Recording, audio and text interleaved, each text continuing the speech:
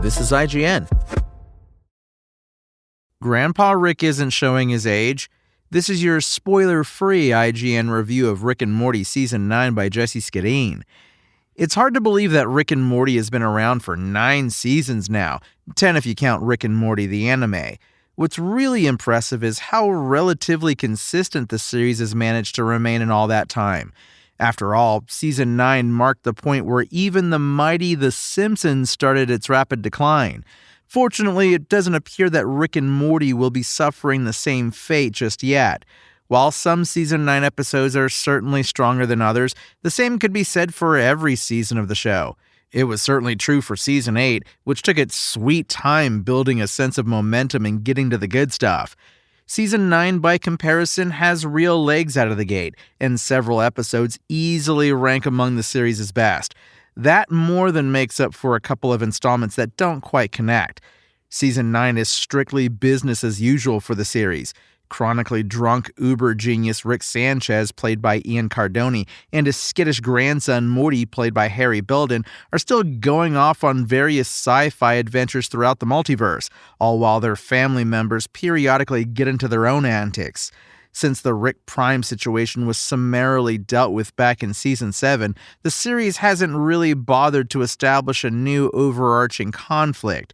Season 9 does little to change that, with only a minor subplot about the Smiths getting a backyard pool offering anything in the way of connective tissue between episodes.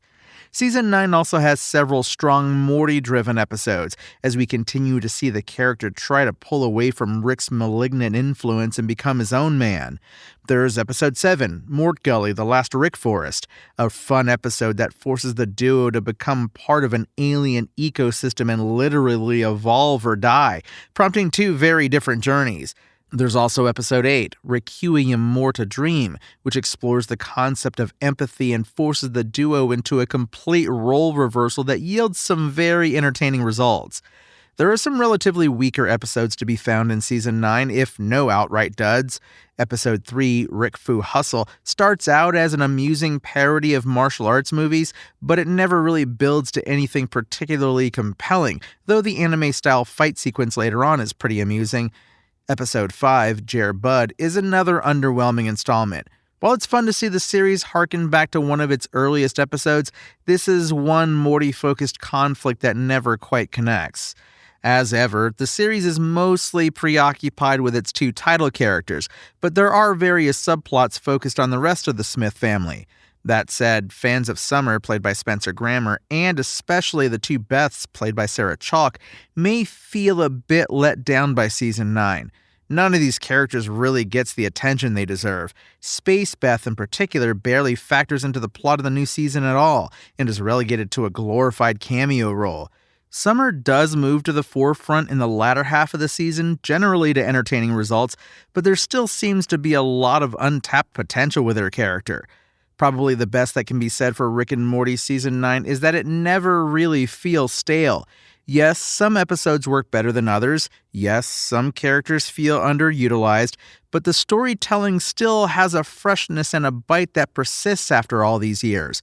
Compared to Season 8, which too often seemed to retread past ideas, Season 9 feels more novel and inventive. It's a very good sign that Rick and Morty can still feel fresh after nearly 100 episodes, particularly as the series has now been renewed through Season 12.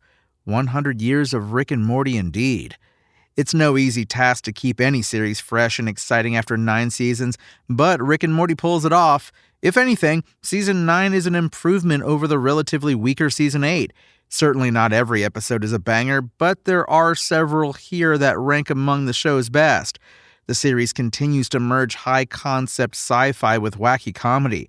It still finds novel ways of exploring how Rick Sanchez is his own worst enemy and how toxic the Smith family dynamic can be. With at least 3 more seasons left to go, the series still has plenty to offer fans. Rick and Morty Season 9's IGN score? 8 out of 10. Thanks for listening to IGN. My name is Tony Jackson, and for the latest Rick and Morty Season 9 updates, visit us at IGN.com. Spoken Layer.